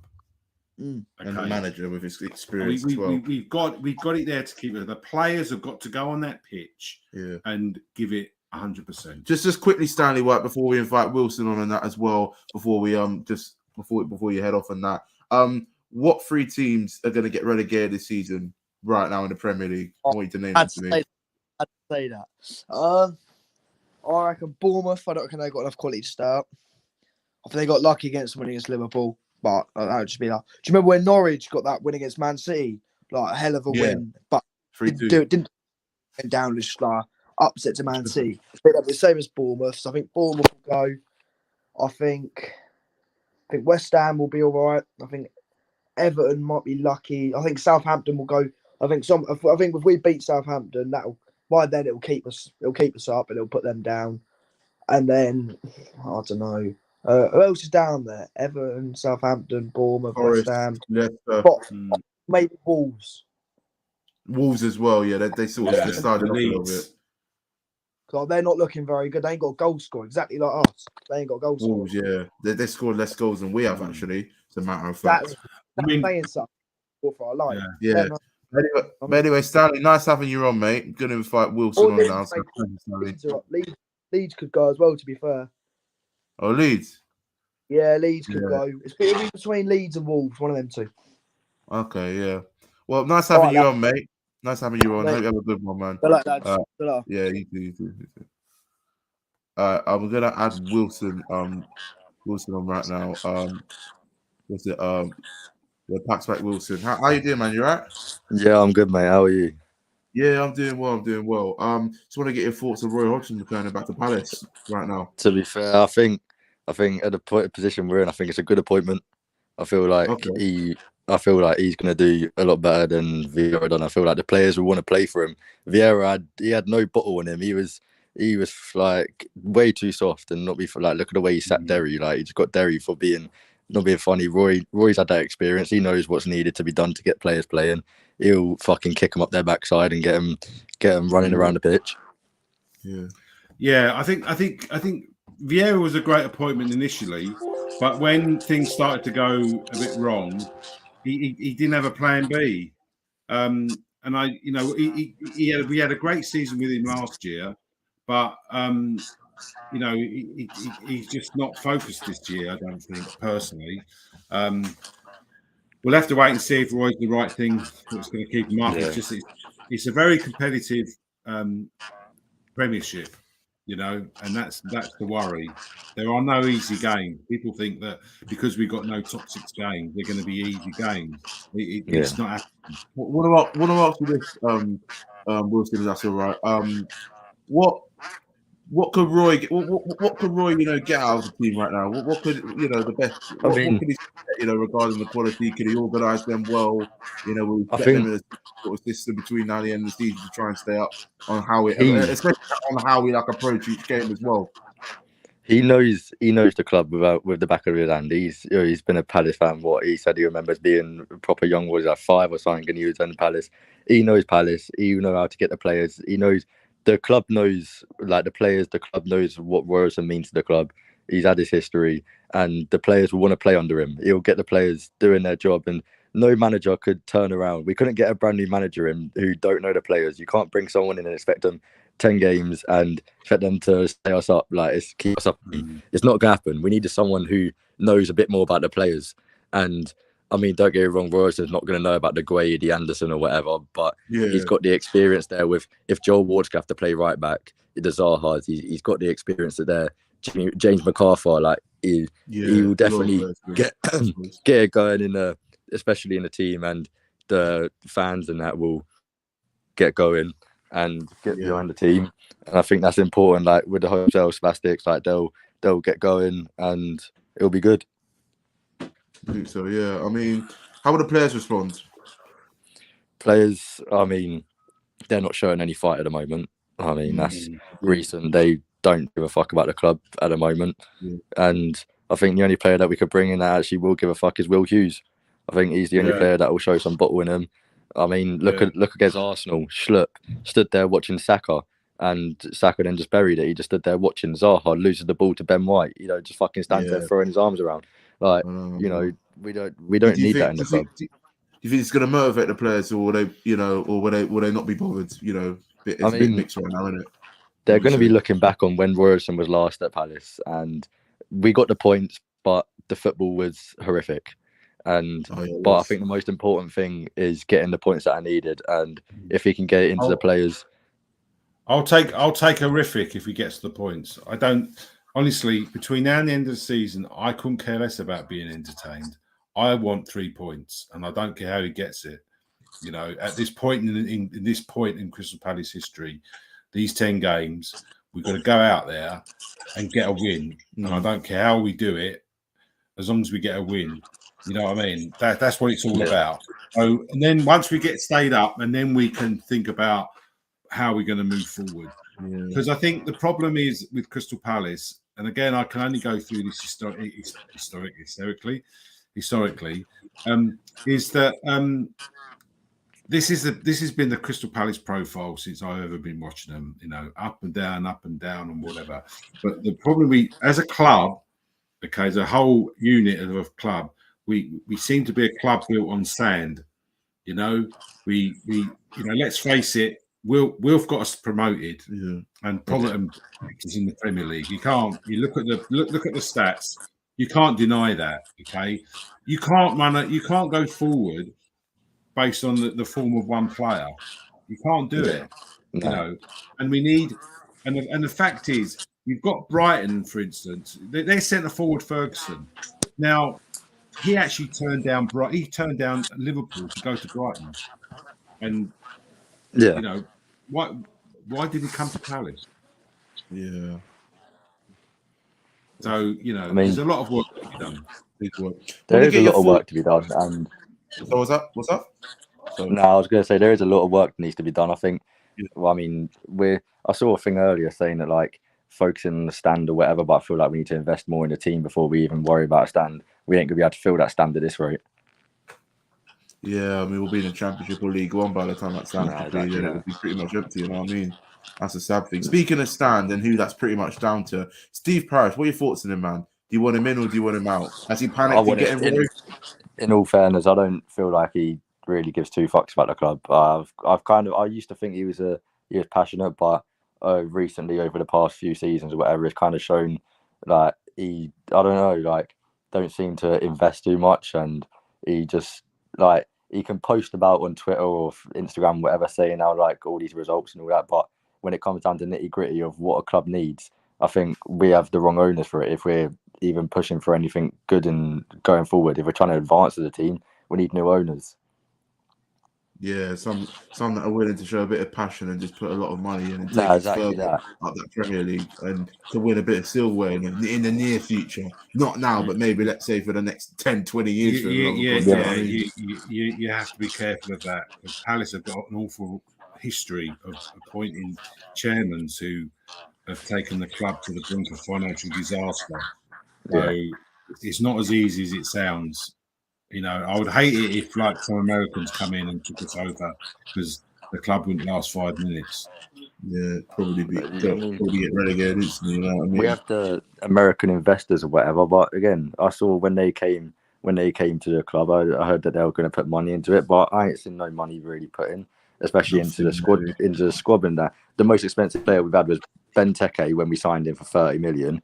But apart from that, what have we spent over the last few seasons? We're just getting loans constantly. We're going for Championship and League One players or Scottish League players. And, you know, we need someone that's been proven in the top leagues. I mean someone like a Lozano when we apparently were going to sign him or something. We need someone that had that experience. Yeah, I mean, do you think the scouting network is a big problem at Palace right now? Or is it just bad luck in general? I think scouting wise, I feel like we've brought in good players. We've brought in quality players, young talent, Eze, Elise. They've all been good. They're great additions. It's just they're not playing well. Yeah, exactly. And they haven't got that experience and they're just not ready. I mean, Elise's off form at the moment, and I wouldn't put him in. I'd put him on the bench at the moment. But I feel he's got a lot of talent, and his biggest problem is he don't work hard enough. That's his biggest problem. He don't work hard enough. If he improved defensively, but sometimes he's got the ball, and I'm like, go, take him on, you know. And it's like, you know, and I just think sometimes he just needs. He's a bit too lax, and he just needs that bit of confidence when he's got the ball, and just have a go at his marker. You know, take the ball. He's young enough, you know what I mean? And that's the problem at the moment. I think there's a lack of confidence going through the team. And I'm hoping that we'll deal with that. I certainly know that when it comes to man management and also managing a football match, you know, when you're 1-0 up against Brentford with 30 seconds to go, if Roy had been that manager that day, we're not losing that we're winning that game.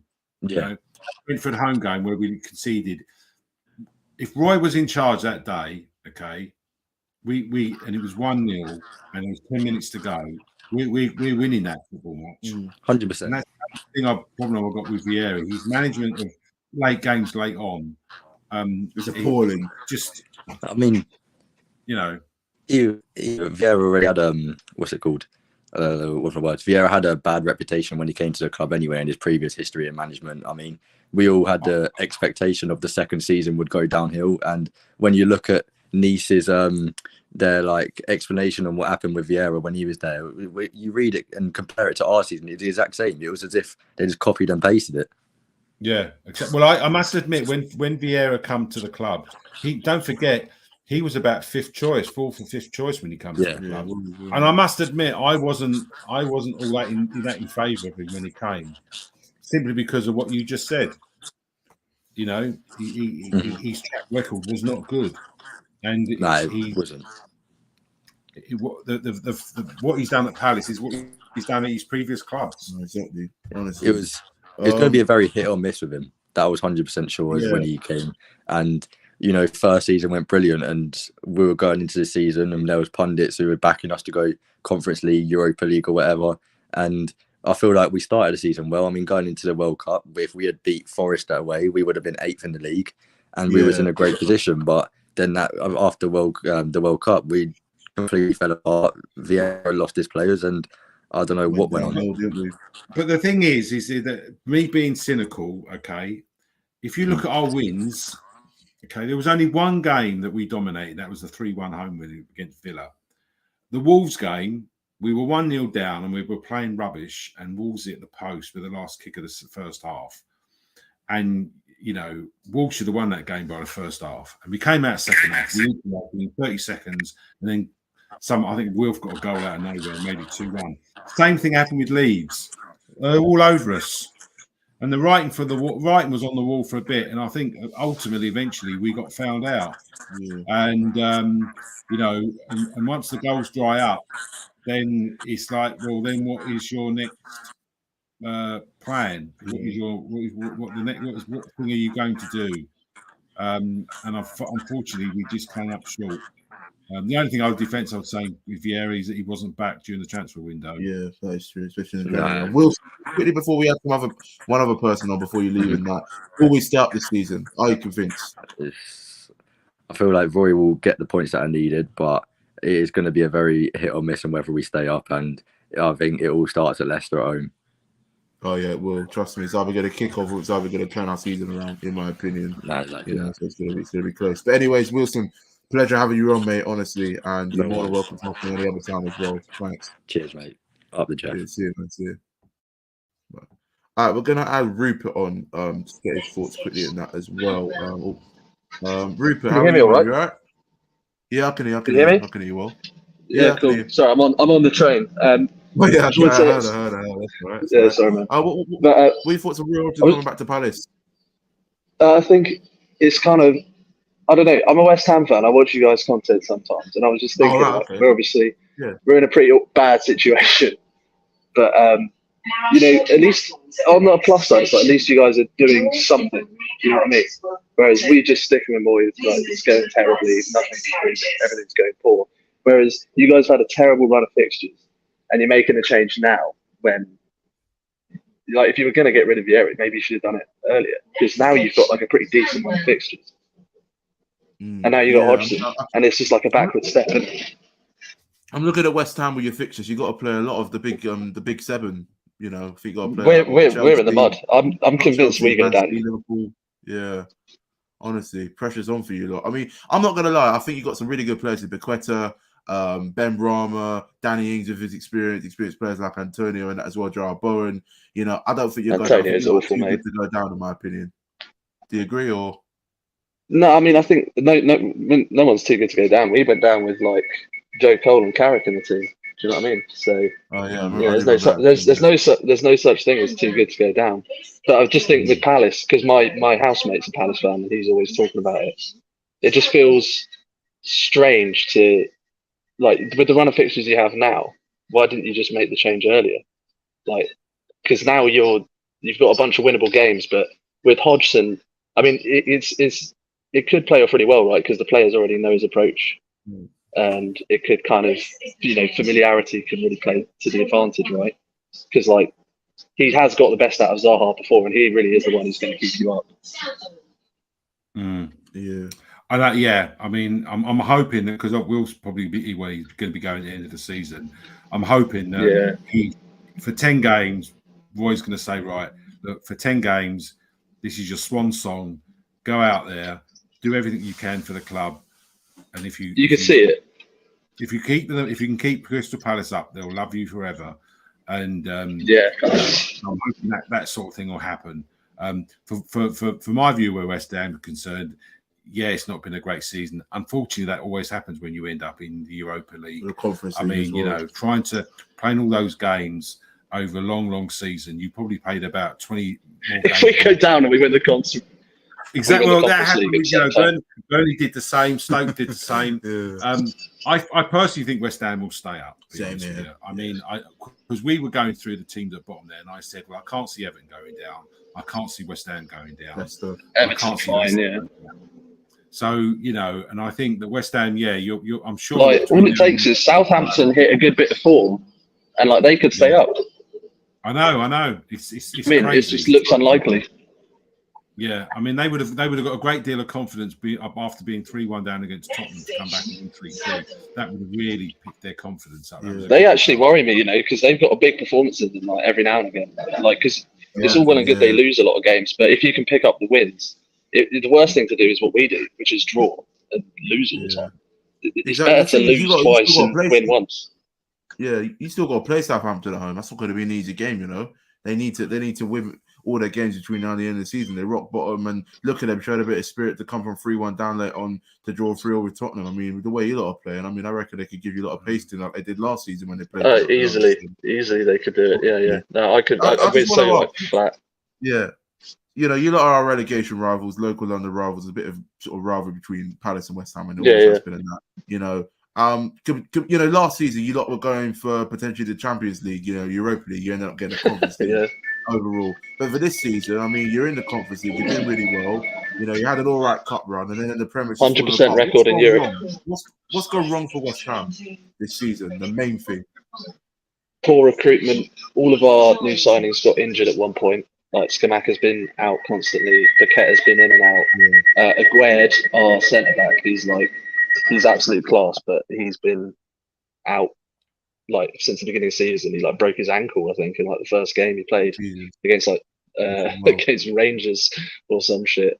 And yeah, it's been a lot of bad luck, but also like Moyes. I saw really interesting tactical analysis. Basically, he's really good at bringing a team together and like getting the most out of a squad on a shoestring budget, and he sort of plateaus after a while. And I don't think he's the guy to take us to the next level, because he's only like I can tell you every single game we play what subs we're going to make exactly, and when they're going to make almost. Do you know what I mean? I should imagine if you're another manager and you're up against Moyes, if you know what he's going to be doing, then exactly. That's an advantage for you, you know, big advantage. Because was Vieira the same? His management of a game was poor at the end. So if we were like Brentford, we were 1-0 up with 30 seconds to go, and we conceded it. And we all basically Why didn't Eze start against Arsenal? By the way, what's that?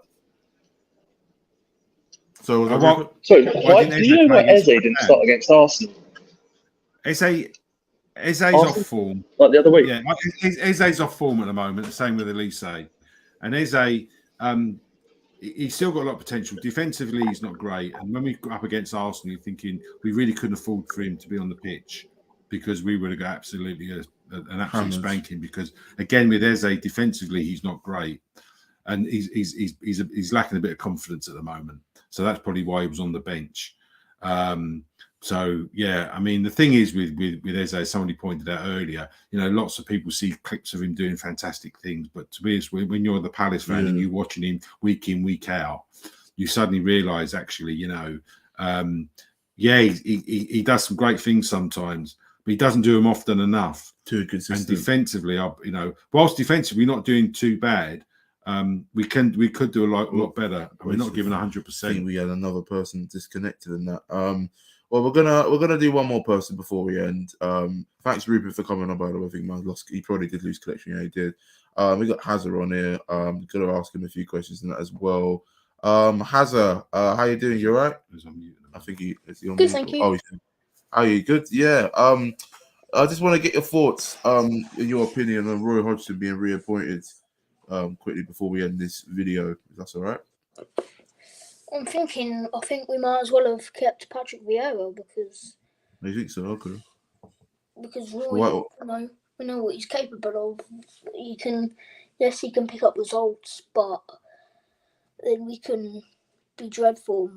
And under Roy, it's quite boring football, if you know what I mean. So. Well, unattractive in that, yeah. Thing is, right now, I'll say this to you, Hazard, is that we're in a position where we've got 1 win in 17, 3 points above the relegation zone. We're in 12, and it looks like we're safe, but we're not. It's really trying to get down there. We got to win as many games as we can. 5 wins will keep us up. Maybe even 6. We may even need 6 wins to keep us up. It's all about results. But for me, I don't care if we win 1-0 and play bad game after game after game at the end of the season. As long as we stay up, as long as we get the points and results we need, that'll be fine. And then we can sort of think about next season, trying to rebuild the team and get a new manager, because Roy's only temporary till the end of the season. And even if we did stay up, in my opinion, I still don't think they'll give him another spell as a Palace manager. That would be the worst thing we could possibly do. Roy's not going to be the manager next season, irrespective of what happens. 100%. Yeah. It's not happening. No.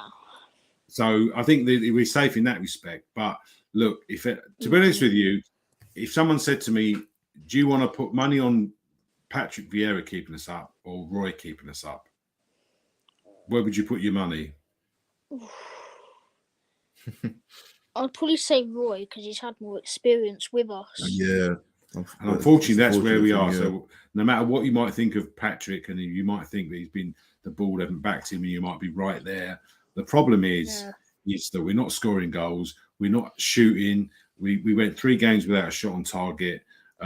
We drew games that we should have won. Brentford was a prime example this season. 2 games we should have won. Home and away, even the Liverpool game, we should have beaten Liverpool. Chelsea. They never turned up. Man United, we should have won as well, because they never turned up either. The team that played last year for Palace would have won those games. Patrick was great last year. Brilliant. But I don't think, because I personally don't think that the players were as fit as they should be. I don't think they're not as motivated as they should be, and I don't think they're as fit as they should be. And I'm hoping that Roy will pick up on that and do something about it. He hasn't got much time. No. I mean, what can Roy Hodgson do to get the best out of the players, regarding, the players that he's managed before, and obviously the players that haven't been managed under him, like Edouard, Elise, Anderson, etc. He's got to make them perform to the start, to the end. Like, we have to start turning up in games from the first minute to the 90th minute. Yeah, exactly. It's not good enough all this, start playing in the 85th minute until the end and all that. It's not good enough. We're not going to win games if we're going to start attacking in the last few minutes or first few minutes of the game. Then we completely stop. Brighton was the example there.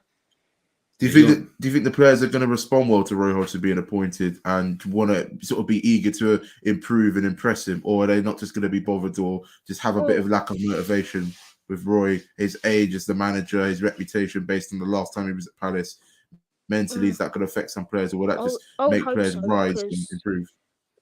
I would hope so, because we are in big trouble, and if we don't start winning, we've got winnable games coming up now. If we do not beat Leicester on the 1st of April, then I think we're going to have to go down, because we have to start performing at the end of the day. And if we don't perform against Leicester, then I think we might go down. Yeah, I think Roy's going to go in there. I'm sure that he's going to have he'll lay it on the line with the players. He'll tell them exactly how it is, and he'll tell them exactly what they need to do to get out of it. But the players have got to walk onto that pitch, and as soon as they cross the line, there's not much the manager can do about it. No. But the players have got to give, as I said before, that the first 10-15 minutes against the Brighton game, that's how they need to play like that for 90 minutes in every single game between now and the end of the season. If they do that, they'll stay up. But there's no point in playing a football match for 10, 15, 20 minutes. Exactly. Do you think we're going to start this season? I'd say yes, by the skin of our teeth. Okay. I do think we need to win. I think it might come down to the last game of the season, to be honest. Forest at home, they'll be battling to stay up as well. Definitely. Yeah, we need to start winning. I'd say at least 4 games we need to win now. Maybe even more, like you said, Tristan, but I don't know. Yeah, just got a question here from Mate J here. I probably said that I'll be wrong, but who cares? He says the bigger question is, where will we be at the end of the season if we stay in the Prem and we need to look for a quality manager? Now, obviously, Roy's not going to be our manager for next season if we were to start. But what manager would you appoint for next season? Kicking off a brand new campaign if we were to start, of course, for the 23-24 season. It's a tough one because there are quite a lot of managers available right now, and I'm a bit, annoyed that we didn't go for one of them when they sat Vieira a few days ago. Like, it's their first choice really to bring Roy back.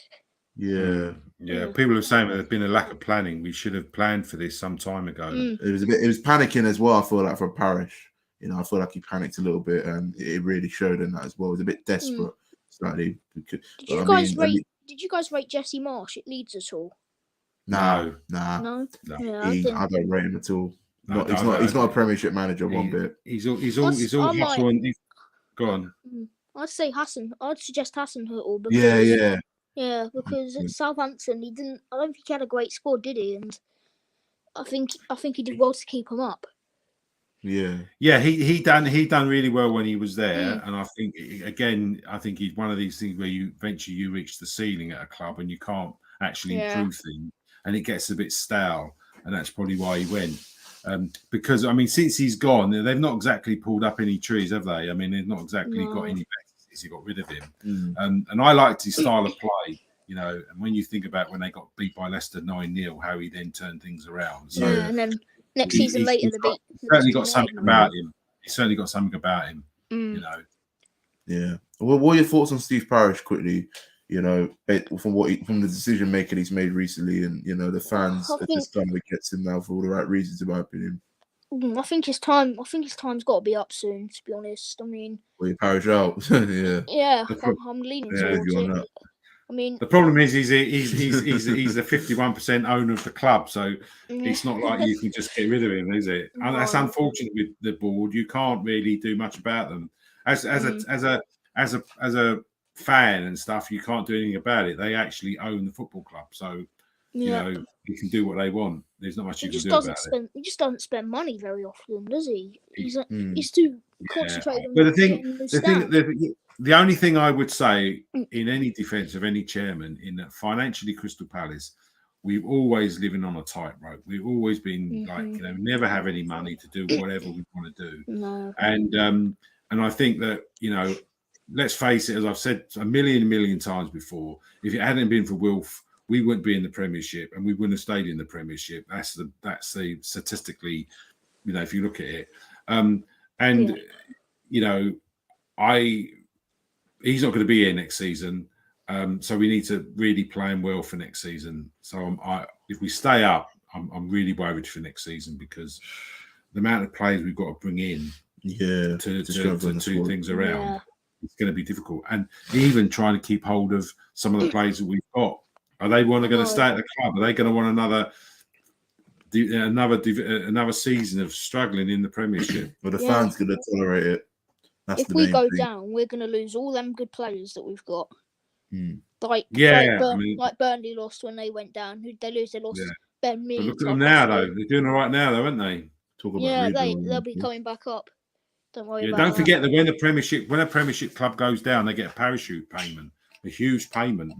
So when you get relegated from the Premiership, you do get a huge payment, which, if you use wisely, you can use it to get yourself back in. Quickly, but the problem is we're building this stand, and God knows when they're going to ever start doing it. The worst thing we ever did. In my opinion, the worst thing we ever did was announce we're going to be building and getting ready for that stand. It's the worst thing we could have done. Seriously, it's dragging us down. But it needs to be done. It needs to be done. I disagree. It needs to be done based on our current situation. It needs to be done. It needs to be done, because if you don't do it today, you're going to have to do it. We're sucking the money out of our transfer budget. I know, but it's not Palace for you, isn't it?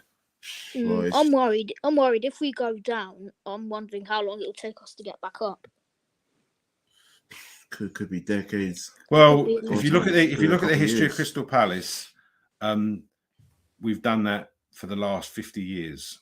So I've been watching Palace since 1973, and I've lost count of the amount of times we've come up and gone back down again. In saying that, I've had some great seasons when we it was in the second division or whatever. Some absolutely brilliant seasons and playing some brilliant football.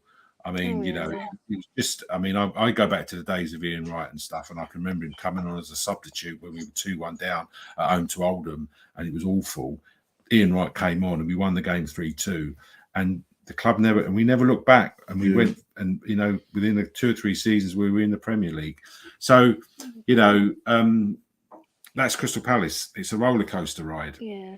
And unfortunately, at the moment, we're at the crest of a slump. So Definitely, yeah. Yeah. But anyway, Hazard, it's nice having you on. Cheers for all the people thanks for hopping your on. time. Thanks for everybody to joining us. Much appreciated. And all the people in the comments as well participating. So yeah, see you lot in my next video. Palace have got some big work to do between now and the end of the We do season. read the comments on them, by the way. So don't think we don't read them. Yeah, we're just showing them up and that. But we just had a so- lot of people coming on, Sam and saying that. But yeah, we'll try and do a few more of these between now and the end of the season, depending on what happens. It's going to be a tense last couple months in April and May. God, I'm dreading it, trust me. But hopefully we can turn it around and stay up. Come on, you Palace.